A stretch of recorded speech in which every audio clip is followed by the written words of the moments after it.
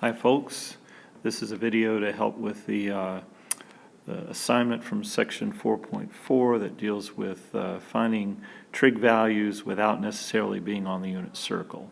So we're going to be working with X, Y, and R on these problems.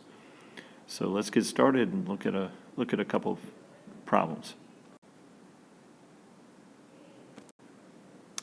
So we have in number 23, they're telling us that the tangent of theta is negative 15/8, and also giving us another piece of information which will be helpful in terms of knowing whether we're dealing with positives or negatives, and that's that the sine of theta is going to be greater than 0.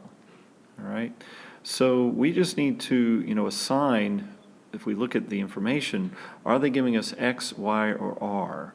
And knowing that tangent is y over x, then we know that's what they're giving us here. So the only question we really have, and we can definitely tell that the y is going to be 15 and the x is, going to be 8, as we can see. The question is, where does the negative go? And this is where this, knowing that the sine of theta is positive can really help. All right, let me draw that situation. So we only have one of two possible situations, right? The negative either goes with the 15 or it goes with the 8. It can't go with both. So we either have the x being positive 8 and the y being negative 15, or we have the x being negative 8 and the y being positive 15. Since we know the sine of theta is positive, that would tell us the y has to be the positive 15 and the x should be the negative 8. So you should be able to take it from here, and there's a number of problems that are kind of like this, where they're going to give you one other piece of information, and that should help you figure out, what's positive, what's negative. All right, you'll see that on numbers 25, 26, 27, 29, 30, and 31. All right, but, and of course now you can figure out what R is using your Pythagorean relationship and get the other trig ratios. Let's take a look, say maybe at 30 and 31, just say a little bit about them. For number 30, now you could, go with what we've been doing with the x, y, and r thing and think, all right, sine of theta is, let's write that as a fraction, 0 to 1, so that would mean our y is 0 and our r is 1. But hopefully you're kind of realizing as soon as you see that, oh, wait a minute, we are on the unit circle.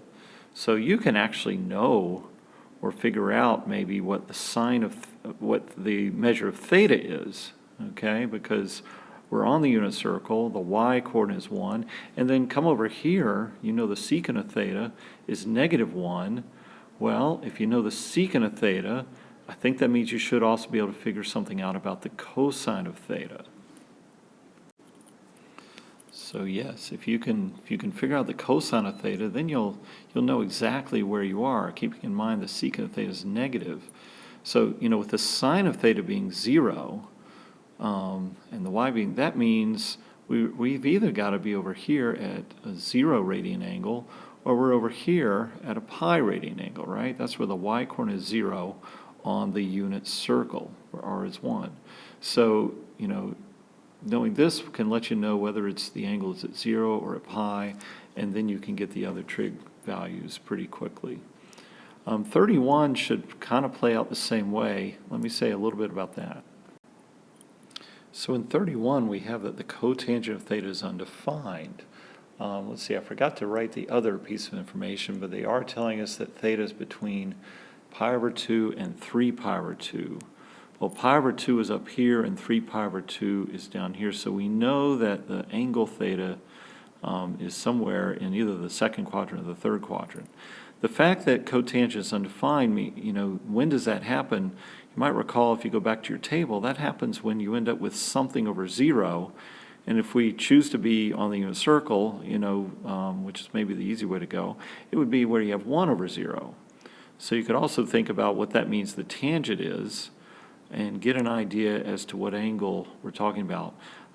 Just to give you a hint, anytime the cotangent is undefined or 0, or the tangent's undefined or 0, it's happening at one of these angles that's right on your axis, right? Because either your x or your y is 1 and the other one's 0, or vice versa. So that's going to be happening at one of these. So it's either at 0, pi over 2, pi, or 3 pi over 2, and they also told you that theta is between pi over 2 and 3 pi over 2. So hopefully that can help you figure out, once again, you could just be on the unit circle, figure out what the angle theta is, and once you know that, you can get all the other trig functions. So I think what I've written here kind of says it all, but all the problems on 297 is pretty similar to what you did from section 4.2 on the previous night's homework. So you should be able to use the unit circle to get the values that you're looking for. All right. Well, I hope this helps, and good luck with the assignment.